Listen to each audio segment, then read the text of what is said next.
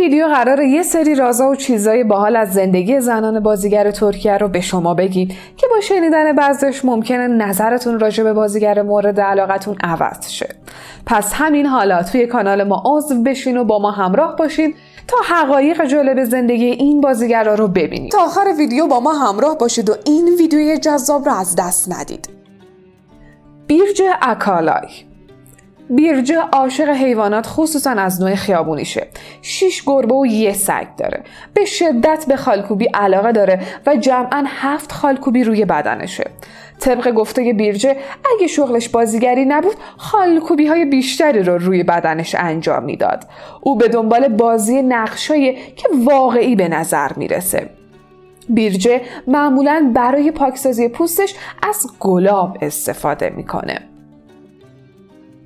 دمت اوزدمیر. دمت حافظه ضعیفی در به یاد آوردن اسم افراد، تحصیلات و شغلشون داره. دمت در مورد عشق گفته که عشق برای من مانند اینه که 1,000,000 شکلات خوشمزه خورده باشم. اگه فکر میکنید که دمت هم مثل بقیه معتقد صورتش بی‌نقصه، باید بدونید که سال گذشته دمت روی صورت خودش بوتاکس انجام داده. دمت یه رقاص حرفه‌ای و عاشق رقصیدنه. اون حتی یه دوره‌ای هم عضو تیم ملی رقص ترکیه بوده. طبق گفته دمت مادرش خیلی دوست داشته اون وکیل بشه و درساش هم خیلی خوب بوده و هنوزم که هنوزه مادرش وقتی اونو توی تلویزیون میبینه تعجب میکنه و خیلی راضی نیست.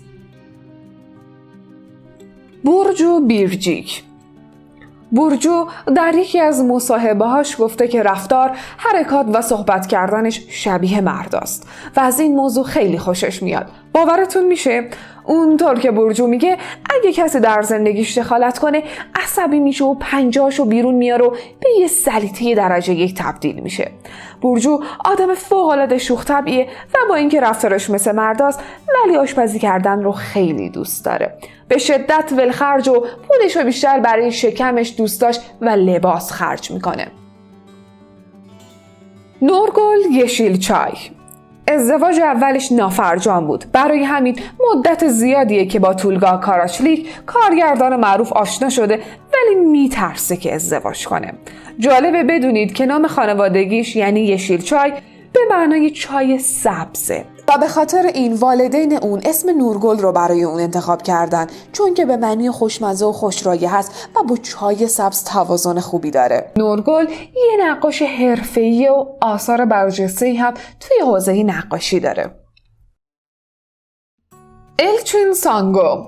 چین مو قرمز به دلیل رنگ موهاش معروف شده. آدم اجتماعی نیست و از جاهای شلوغ و صحبت با افراد غریبه خوشش نمیاد. اما میگه به خاطر اینکه بازیگره مجبور اجتماعی رفتار کنه. اما یه چیز جالب، این بازیگر یه خصلت بد داره. الچین وقتی از خواب پا میشه به شدت بدعنق میشه و نباید دور و برش باشی وگرنه ممکنه پاچتو بگیره. اون به اطرافیانش توصیه میکنه که صبحها اصلاً دور و برش نپلکن. او در مصاحبه‌ای از مردم خواسته تا به جای اینکه اونو یه بازیگر زیبا بنامن بهش بگن که کارش رو خوب بلده و بازیگر و انسان خوبیه، چون که این جملات اون رو بیشتر خوشحال میکنه. الچین همچنین گفته که دوست نداره لباسای باز بپوشه. هاند دوغاندمیر. هاند دوغاندمیر به زبانهای انگلیسی و فرانسه مسلطه. با وجودی که بازیگره ولی یه زن خونه‌دار و عاشق خونه‌داری کردنه. توی پختن ماکارونی خیلی حرفه‌ای و عاشق ماکارونیه. آسلی تاندوغان. آسلی گوشت قرمز و سفید مصرف نمیکنه و فقط غذاهای دریایی میخوره. گاهی با عذاب وجدان ماهی مصرف میکنه. آسلی به بوی تخم مرغ حساسیت شدیدی داره و با شنیدن بوش سری حالش به هم میخوره. یه خصلت عجیب آسلی اینه که اگه قرار باشه شب رو جایی به غیر از خونه خودش بخوابه حتما بالشش رو با خودش میبره. این خصلتش خیلی ایرانیه. فخریه اوژن. با اینکه ظاهر ملوس و دوست داشتنی داره ولی 2-3 سالیه که کیک بوکسینگ کار میکنه و میگه این ورزش بسیار مفید، کشف بزرگی برای من بوده. عاشق غذا خوردنه ولی همیشه جلوی خودشو میگیره و همیشه هم رژیم داره. فخریه میگه نقطه ضعفی که دارم اینه که نمیتونم در مدت زمان کوتاه تصمیم بگیرم. اویکو کارایل.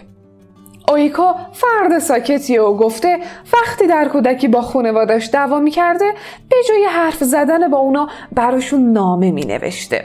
به خاطر شاغل بودن پدر و مادرش بیشتر سالهای کودکیش رو کنار پرستار بزرگ شد و بعدها به همراه خواهرش زندگی کرده. این بازیگر زیبا و با استعداد قبلا ورزش شنا و تنیس انجام میداده، اما در حال حاضر رابطش با ورزش خوب نیست و به صورت مرتب ورزش نمیکنه.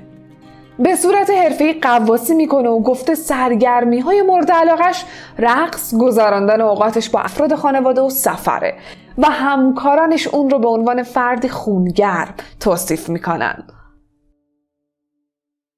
سونگول اودن.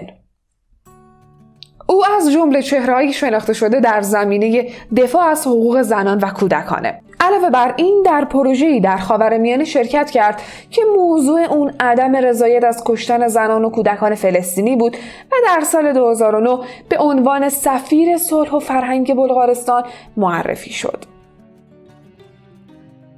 هاندرچل در مصاحبهش درباره علاقه زیاد خود به سفر و تفریح میگه حاضرم با هدفون، کتاب و کوله پشتی خود به کل دنیا سفر کنم. هاندرچل یک رویا داره، اونم اینه که روزی با ستاره های هالیوود رایان گاسلیگ و لئوناردو دیکاپریو هم بازی شه. مروه بولگور. مروه علاقه زیادی به رژ داره، حتی برند آرایشی خودش رو به نام مروه بولگور روانه بازار کرده. اما اون یه عادت عجیب داره، اونم اینه که وقتی رانندگی میکنه باید سکوت باشه و کسی نباید باهاش حرف بزنه. حتی موسیقی هم گوش نمیده چون این موضوع به شدت عصبیش میکنه و حواسش پرت میشه. رفتار کدوم بازیگر براتون جالب تره؟ دوست دارین زندگی کدوم بازیگر رو بیشتر بررسی کنیم؟ اگه ویدیو رو دوست داشتین حتما همین حالا توی کانال ما عضو شین. در ضمن با لایک ویدیو به ما کلی انرژی میدین.